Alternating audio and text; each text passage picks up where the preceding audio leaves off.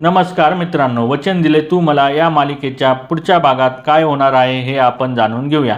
ऊर्जा किचनमध्ये असते तितक्यात तिथे शौर्य येतो। दोघे एकमेकांकडे बघतात तेव्हा शौर्याला त्यांच्यातील भांडण आठवते।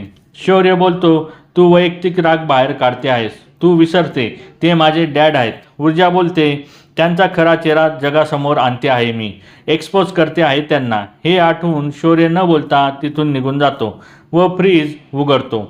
ऊर्जा मनात बोलते, राग मनात ठेवून हा उपाशीच असणार। शौर्य पाण्याची बॉटल काढतो व ऊर्जा त्याच्याकडे ग्लास घेऊन जाते।